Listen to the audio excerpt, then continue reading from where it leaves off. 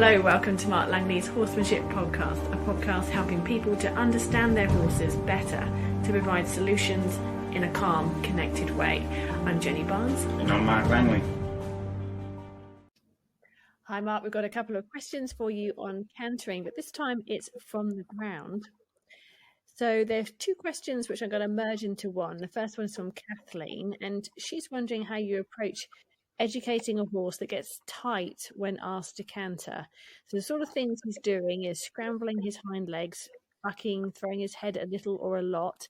And she feels that going faster is emotionally upsetting him. So she's wondering how you can begin and then advance with education so that he learns to regulate his emotions and stays calm. Remember, this is groundwork on a line and also at liberty. And then Deborah is asking a question which is very, very similar. She's doing groundwork, getting her horse to go from a trot to a canter. She's using a cue for this, and she's struggling with the canter, especially on one particular side. He goes into a sort of a faster trot, and she feels like she wants to get him to go into a canter without having to put an awful lot of pressure on him. She's wondering, is there another way, or is it her leadership skills that are lacking? So both suggestions in that general area, their goal is to get cantering on the ground. Could you help with them, please? Yeah,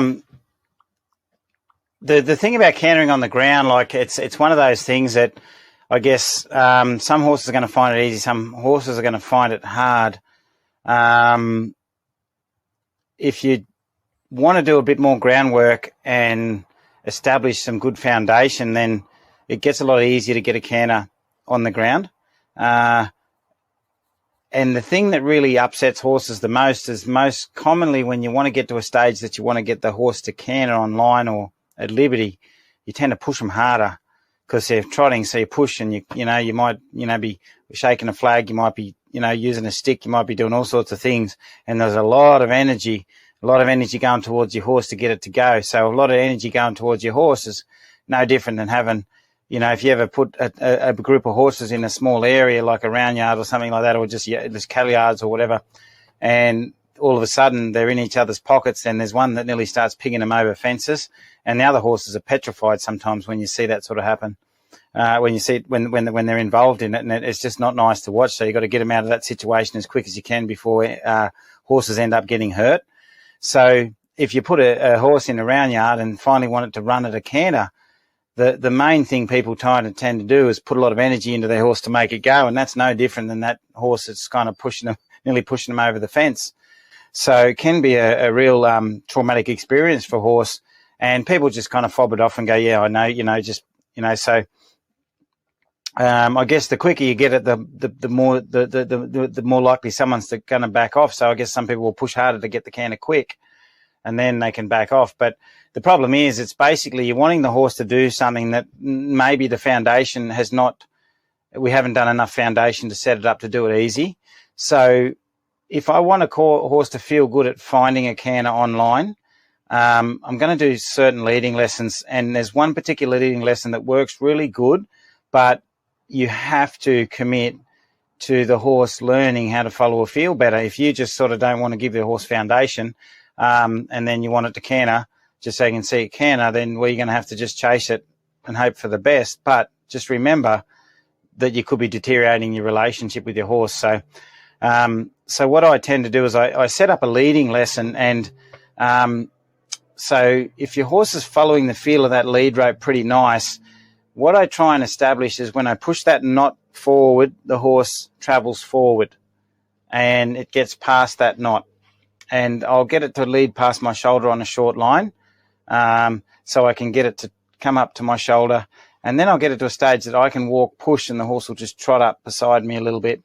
And then I'll do a little corner, so I'll swivel around, and then the horse will end up with its eye behind me, and then I'll push that halter knot forward. The horse's eye will go past my shoulder, and then I'll swivel again until the horse trots up, and then it feels like it's trotting up really free in that lead rope. And I'm not doing a lot of work because I'm just stepping up, pushing that lead rope. The horse trots up, and it gets really good at following that lead up. And actually, what they start to recognise is the sooner I can get in front of his shoulder as he pushes that lead rope, the sooner they get to the mark. So they start chasing that feel, and so they're following that feel. And then what happens is as you push them past your shoulder, you just pour that rope out, and they just send out on a sort of out a bit further. And then when they're about 2 or 3 meters away, you swivel again, and then they end up out there a little bit behind your shoulder. And as you lift that leading hand, you'll see them wanting to sort of push forward to get in front. And soon enough, before you know it, you have your horse out on a longer line. And when you swivel and push that leading hand up, they'll sort of push to catch up a little bit. And then they got this idea that they're to get in front, their eye in front of your shoulder. That's how they sometimes gauge it. And I find that a really good lesson to get them leading better, hooking on to the idea of following the feel of the leading hand. But what ultimately ends up happening, they'll start to lift as your energy goes up, because they'll see you step up and push, and then they'll push up as well at the same time. And then as long as they're in front of your shoulder with their eye, so you can set the speed of what you're doing is you're setting the speed by how quickly you swivel or how quickly you walk that little circle, like you might be just walking around like a four-wheel drive type tyre size, and how quickly you walk and how quickly you swivel your shoulders, how quickly they're going to kind of stay out and go and how big the circle is, I suppose, because you're on the smaller circle, they're on the bigger circle. And I find that's a really good way to get them to rate you. So if you slow down, and then they'll slow down. If you push and speed up, they'll speed up, and they start to rate you a little bit there. So that's how you get them to hook onto that idea of following that. But if my horse gets stuck, I'll tend to turn and I'll push through that lead and put pole pressure on them to get them to push up till they're really good at following that leading hand up. It is harder, takes a little bit more time, but by the time you get to the horse traveling out, they're actually a lot softer, because you've killed two birds with one stone in the sense of they're leading so much better. Whereas if you just send them out and chase them around circles, half the time they're not even steering properly. So this way you're sort of getting them out and traveling. Now it takes a bit of commitment. So when you want to get the canter, what you start to do is do a lot of transition. So you get the horse comfortable with up and down. So I might make them go really slow, then make them go faster, and then I'll bring them back again. So they get really, really good at that push up and then slow down and push up and then slow down. And you'll find they'll get to a stage that they're pushing up really strong and nice every time you sort of swivel a little. And then you get to the stage you go, right, if I just push and step out strong now, that horse is going to really push up into canter when I ask for it. And don't get it on the first day or the second day. I think this is where we go wrong. We sort of think, I've got to get the canter, and then we start dragging them again, and they all end up back there, and then we're back to chasing them, and it all can go pear-shaped. But if you wait a little, you get the horse really hooking on to the idea of pushing up, and you just get it to a stage that you just push up and know that they're just about ready to canter, and they'll pop into a little canter. Don't make them canter around. Just let them pop into the canter and just sort of then slow down again and just work on them going up and down in the trot, maybe back to walk. And then when you get another spot, and always save yourself some rope. So by the time you get to that canter, they might want to ping out a little and maybe go straight. So save yourself a couple of meters so you can give them a headspace in that rope if they sort of suddenly jump into it a little bit. You're not keeping them on the turn. You've got more rope to send them out a bit further if they need to go out a little bit further, so you're not trapping them. And that's a really good way to get them going. Now, if you've got a horse that's quite dull, when you're doing that push-up transition, you can hold a flag, and when they dull out a little, you can sort of pop that flag a little as you're pushing up, and that'll make them sort of wriggle a little and push and bring a bit of sort of awareness in there. Then they'll push forward a little as that pole pressure comes on as you push them forward. But as I say, as they come past, you start to feed out that rope through your hand, and they'll go out, and they'll end up going out and catching a bigger circle every time. There's a few little videos that I've done on it on the subscription. There's more that I will put on about more so detailed of that. But there's one of just a horse that I'm doing the same thing, just getting to push past my shoulder. And there's another horse at Howling with a little buckskin horse where I'm getting them to just push up into canter and letting them travel a little. But it takes a lot, because they start to hook on and they're following a feel. It takes a lot of that I'm chasing you out of them, so they're actually following your idea. And I guess the thing I haven't probably covered is that whole thing that I was just talking about there. I can do walking forwards, walking a little circle. Then when they get really good, I can start to turn and face them like people would if they're lunging their horses. People are sort of facing backwards or towards the horse a little and standing in the middle. Once they get soft, you can just lift that leading hand out as if you were lunging them, and they'll follow that just as well.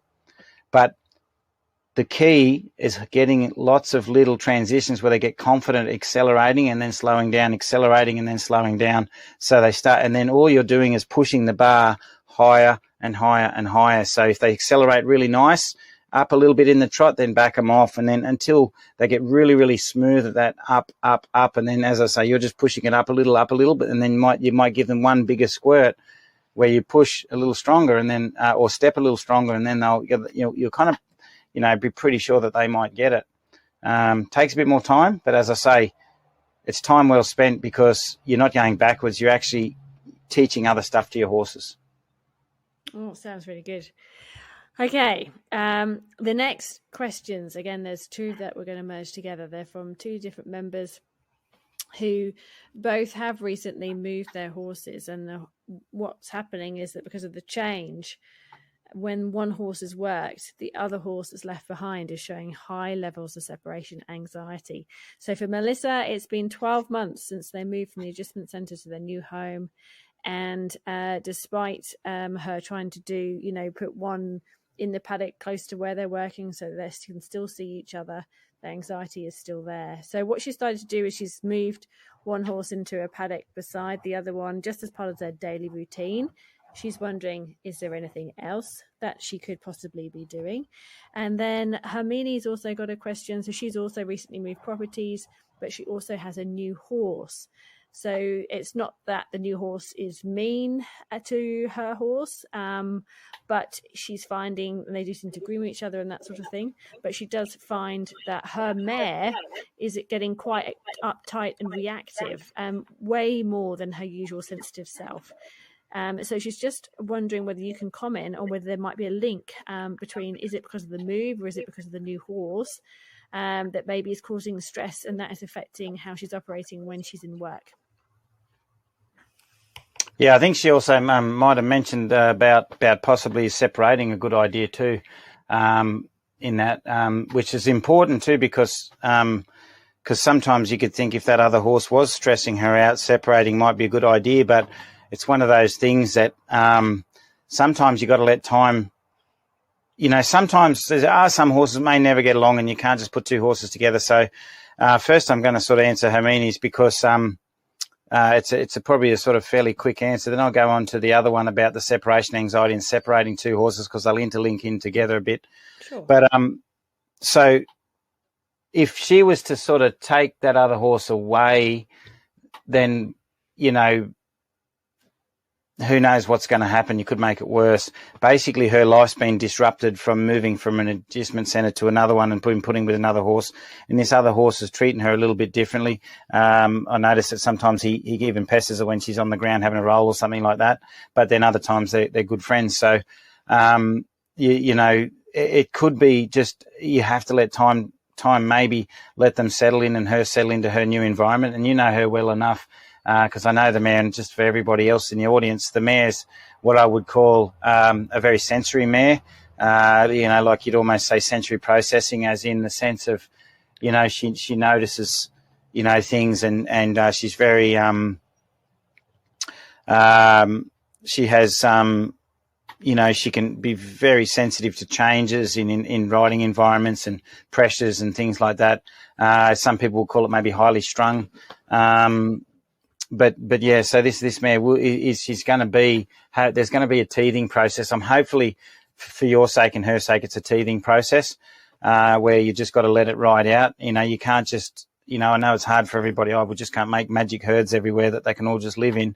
So I'm hoping this new horse might just settle in and they'll settle in together, and you're just going to have to sort of keep it low key for a bit, give it a little bit of time. Like, I've seen, situations can take weeks, and maybe months to settle in back to normal. So you're just going to keep monitoring it, keep your finger on the pulse. Notice that if they're getting on a bit better, as in the sense of he's leaving her alone a bit more, because he might be he might be going through the same thing too, and he's a bit overzealous or whatever, and it could be because he's going through things too. And he may not stay like that, she may not stay like that. So I guess you can just let it ride out a little bit. That's my advice. I wouldn't take him away, because the stress of that's also, well, you're going to have to go through all of it again and find out, and that could make her stress for longer. So the fact that they're kind of getting along, they might just get along better, and she might just start to get used to the new environment. This might take her a little longer, but you monitor well enough to keep your finger on the pulse. Maybe keep some of the work you're doing with a bit more low key, in the sense of when you want to go and do stuff with her. Don't overwhelm her too much, and just see if she settles into her environment. In that sense, I think leave it for a little while, and then maybe in another month, just let me know what's happening in the dynamics and stuff like that, and if there's been any changes. And regarding the first question about the separation of the two horses, it's always the hardest thing. That one is I remember a question a while ago, a similar thing is, if it's not the horse that you're taking out, the poor one that gets left ends up tearing up and down a fence line, stressed. And can I just get some clarity, Jenny, on that? Was that because they've both been moved to a new environment too, or it's just? Yeah, that's right. So they moved to a new property almost 12 months ago from an adjustment centre. So whether that now means that there's now less horses around, well, that's another thing. Is did they come from a big herd, a slightly bigger herd, into their new environment? And that could be one of the key factors, because, imagine two horses that weren't designed to be CEO suddenly have to be CEO in a new paddock, and that can happen. I've heard stories of horses moving, or a horse leaves their herd and then all of a sudden everything's changed. The dynamics are changed. That's because one of those horses, like the old horse, dies, the one that's like the old confident one that just brings a certain confidence and leadership to the herd that made it stable. So I guess maybe they lost that instability, and that makes them more fractious, and it wasn't as noticed. And the other thing is, because there's no horses left back in that paddock that are strong and capable of sort of maybe taking on a little bit more of, I can live in this environment and think through situations. So you might have a horse that's left that's just going, well, geez, I can't do this on my own. So they're going to call a lot more, and they're gonna make the one that you've got a lot more stressed. So, the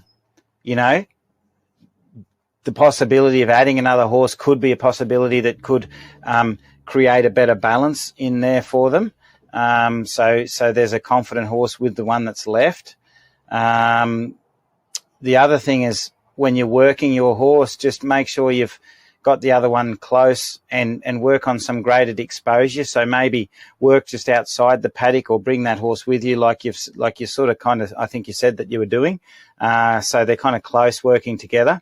The other thing I sort of say to people is, if you leave the horse that's not so confident, give it a bit of a distraction. So give it a brisket of hay while you just work there, and then bring the horse back in 10 minutes, and then maybe work it for 15 another day, or, and then put it back, and just slowly kind of show that horse that this horse is going to come back. I think though it may not be possible for you to just suddenly change the herd dynamics with a click of a finger, what you will try and do is work on helping the horse that's left behind cope until it gets better at coping. The other thing that's really good is, any horse that's had good education usually gets better. And it's funny that, because I wouldn't have thought that years ago, but I've heard stories of people that have done a bit of work with me, and their horses have let go of some big emotional baggage, and then they've gone back and they've shifted into a different place in the herd, and they've changed in their dynamics around the others have changed, and maybe I think it's really important to work both horses, not just the one you want, because the one that needs the help is the one in the paddock, especially if it's going to be screaming up and down all anxious. So each day you could swap around which horse you're working, and doing exactly the same thing. One horse is eating a bit of hay, you're working the other one outside, and you're just grading that exposure, as in time and distance. So basically all you're doing is putting the working your horse in a place that the other one can see it, and then putting them back together again, swapping that over, and then each day take them a little bit further away and bring them back, and also then start to increase the time that they're apart.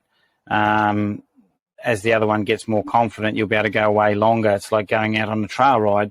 You're not going to go a long way if your horse is going to freak out. You might go a certain way, bring it back home, and the next day the horse will allow you to go further and further. And I think that's how I'd be sort of trying to combat that whole experience with them. And as I say, the education will give both horses more confidence, because good education sometimes sets up horses in their outside environment away from us. So I think it's really important that you do it with the both of them. But ideally, you can find another horse to put in to maybe change the dynamics. Dynamics that might work, it may not work. But if they've come from a bigger herd, that they're probably used to having another horse that's a bit more confident in there, that's kind of got their back, I suppose. Okay, good luck with that, Melissa. Let us know how it goes. The next question mark is from Tracy, and it's about tips to prepare him for starting. So this particular horse had a lot of anxiety and trust issues that she's been trying to build a connection with. He does happily approach her in the paddock, and he does look to her for comfort and safety in a lot of situations, but she still feels that he isn't comfortable or trusting. Definitely damaged previously by driving pressure. The use of a flag causes him to go into panic mode. And her training over the past 6 months has been purely working on following a feel and a connection. So nice work, Tracy. Well done. But in a couple of months, he's been going to a trainer who shares a similar philosophy to you, Mark, and she wants to set him up for success as much as she can. So what can you recommend? What are the best things for her to focus on to try and prepare for what will be undoubtedly a very stressful time? Some people say don't do anything if they go to a trainer, especially if it's a good trainer. But sometimes people have got to do a bit to go to a trainer who's not a good, who would go on a different philosophy, or, start chasing them around. So the better set up they are, the less trauma they might go through. So it's funny, there's two takes to it. So what you don't want to be doing is you want to, by the sounds of it, you're on the right track to helping your horse go, understand pressure. Really all I'd be doing to keep it simple and is just get your horse leading up well, and just so they don't pull back, because the trainer, as a trainer, you never have enough time to do as much as you'd like for the client, but then you don't want a client doing too much that you have to undo. And I'm not saying you're going to undo anything, but there's one thing that some trainers may not like, and I would be one of those, is the horses are overhandled and undereducated, as in they suddenly get to the sort of, oh, crikey, people are going to expect something of me now, but they've sort of run the show at home a little bit, and that's where the horses kind of get a little bit sour to education and hang on boundaries and what's this sort of thing. So as long as in what you're doing, you're setting certain boundaries and keeping the horse soft and interested, but still keeping a bit of desire in it, that's always sort of handy. But with that fear, something I'd probably be working on, by the sounds of the fear of driving pressure and stuff like that, is and the thing that, as I just said before, trainers don't get to do enough of, is getting a horse to sort of, just lead up soft, back up, lead up. And when you say, can you come up strong with that lead, the horse comes up strong, and it just comes through nice and it leads really well. And, that means that's sort of established and it's a lot better. And the sooner they can sort of put them on a rail or something like that, the sooner, things will happen there. But the other thing, because of the fear, is I would be probably using that leading, just get the horse come by on both eyes, because the horse is going to have to go to a new person, and that new person might be a bit frightening because it is a new person if the horse has been damaged by someone else chasing it. So I do a lot of leading by lessons where the horse just walks by calmly and you can handle it, and it's getting used to you down, all the way down its sides. And it leads by soft, goes down the sides, and you're starting to take away that real flinchy sort of step away behaviour, so the horse can sort of quickly start to, understand that pressure's not going to chase it. So little things like maybe waving a flag a little bit and then maybe saying, oh, lead and follow me, do this. Don't get it to hunt the flag or run towards the pressure. Not that wouldn't be what I would be asking, but just start to take away that fear of drive, So you know, if the trainer does put it under a bit of pressure or anything like that, the horse is not automatically going, I'm going to escape. Just little things to sort of, you know, combat that sort of thing and get it better down both sides, both eyes. And just the basic handling, you know, just that if you're okay picking up its feet, do a little bit more of that sort of stuff. Because at the end of the day, the quicker they can get up and get on them and start to sort of ride them, then maybe the more rides they get under saddle, which is always advantageous. So if they got to spend, you know, 5 or 6 lessons or more with this horse kind of not letting them down their sides or still kind of wanting to skedaddle every time there's a bit of pressure, then if you've sort of done that and they can step in a little quicker, then, yeah, you're getting a little bit more done while they're at the trainer, especially in the department of more solid rides and stuff. So yeah, just get that bit of wariness down the sides and the fear of that driving pressure a little bit, you know, ease that off a bit. And yeah, but don't just get them sort of like some people so quiet that they're just standing still and not, you know, that they sort of just end up in another state that they're not going to move. I would say keep them moving and soft. So moving and thinking still something that they're really okay with. And yeah, I think you'll be fine.